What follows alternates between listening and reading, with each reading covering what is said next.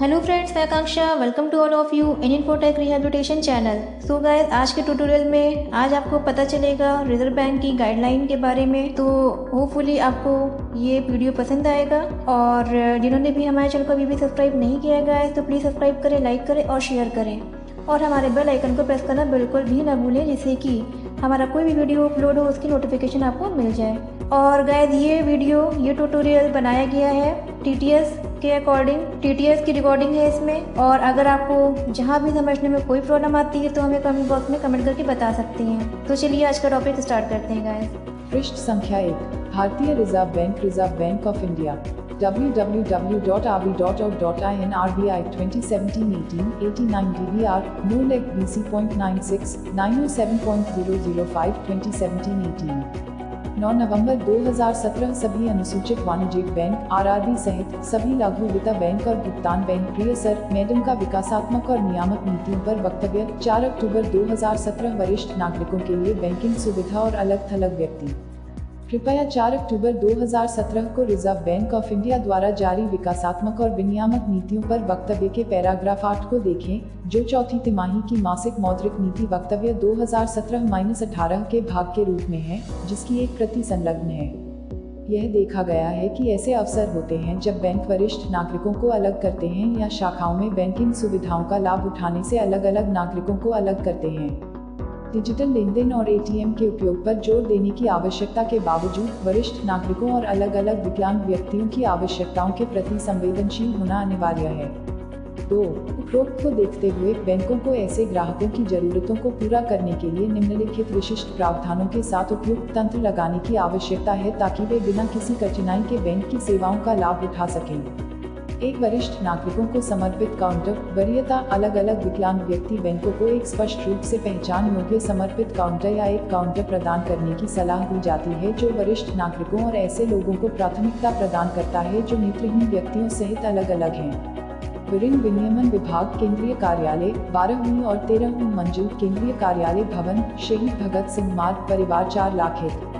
Actel number 22,661,602, 22,601,000 fax number 02222705670, 22805671, 5691, 2270, 2260, 5692। Department of banking regulation, central office, 12वीं और 13वीं मंजिल, central office building, शहीद Bhagat Singh Marg, Mumbai 400,001। Tel number 2,26,51,602, 2,26,01,000। Fax number 02222705670, 22805671, 5691, 2270, 2260, 5692।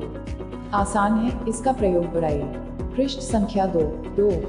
जीवन प्रमाण योजना के तहत डिजिटल जीवन प्रमाण पत्र की सुविधा के अलावा सरकार और बैंक खातों के विभाग द्वारा जारी किए गए मौजूदा दिशा निर्देशों के अनुसार जीवन प्रमाण पत्र जमा करने में आसानी। 2529 4500.001 परिपत्र देखें। 2014-15 दिनांक 9 दिसंबर 2014। पेंशन भुगतान बैंक की किसी भी शाखा में भौतिक जीवन प्रमाण पत्र फॉर्म जमा कर सकते हैं।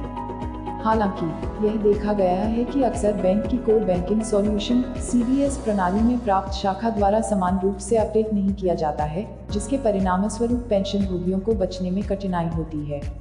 इसलिए यह सलाह दी जाती है कि बैंक यह सुनिश्चित करे कि जब किसी बैंक में जीवन प्रमाण पत्र जमा किया जाए जिसमें पेंशन भुगतान करने वाली बैंक की गैर घरेलू शाखा भी शामिल हो, तो CBS में ही अपलोड किया जाता है, जिससे बचने के लिए पेंशन के ऋण में कोई देरी। चेकबुक सुविधा। एक बैंक ग्राहकों को चेकबुक जारी करेंगे जब भी कोई अनुरोध प्राप्त होता है, एक अपेक्षित पर्ची के माध्यम से जो पहले जारी की गई चेकबुक का हिस्सा होता है। बैंकों को सलाह दी जाती है कि बचत बैंक खाते में निःशुल्क होने पर हर साल न्यूनतम 25 चेक पत्तियां प्रदान करें। बैंक किसी भी ग्राहक की भौतिक उपस्थिति पर जोर नहीं देंगे जिसमें वरिष्ठ नागरिक और चेकबुक प्राप्त करने के लिए अलग अलग विकलांग व्यक्ति शामिल हैं। बैंक द्वारा निर्धारित नीति के अनुसार बैंक किसी अन्य विधा द्वारा चेकबुक भी जारी कर सकते हैं। आगे यह स्पष्ट किया गया है कि BSBDA में इस तरह की सुविधा प्रदान करने से खाते को गैर BSBDA के रूप में वर्गीकृत नहीं किया जाएगा। हमारे परिपत्र का DBB 9 पैर BC 52 9 जुलाई 2015 को क्वेरी नंबर 14 और 24 के लिए बैंक की प्रतिक्रिया। 2013-14 दिनांक 11 सितंबर 2013 को वित्तीय समावेशन पर बैंकिंग सेवाओं तक पहुंच BSBDA फैक्स वर्तमान में खातों की स्थिति का स्वतः रूपांतरण कुछ बैंकों में यहां तक कि पूरी तरह से KYC अनुरूप खातों को बैंक के रिकॉर्ड में बनाए गए जन्म की तारीख के आधार पर स्वचालित रूप से वरिष्ठ नागरिक खातों में परिवर्तित नहीं किया जाता है। बैंकों को सलाह दी जाती है कि बैंक के रिकॉर्ड में उपलब्ध जन्म तिथि के आधार पर एक पूरी तरह से KYC शिकायत खाता अपने आप वरिष्ठ नागरिक खाते में बदल जाए।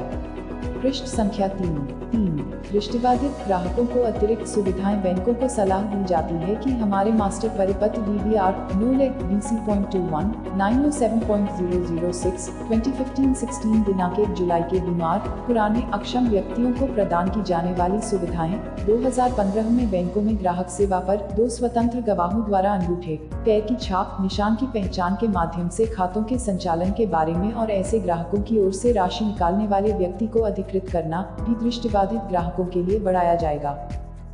फॉर्म 15 दाखिल करने में आसानी की सलाह दी जाती है कि वरिष्ठ नागरिकों और अलग अलग विकलांग व्यक्तियों को वर्ष में एक बार अप्रैल में अधिमानतः फॉर्म 15 प्रदान करने की सलाह दी जाती है ताकि वे निर्धारित समय के भीतर जहां लागू हो वही प्रस्तुत कर सकें।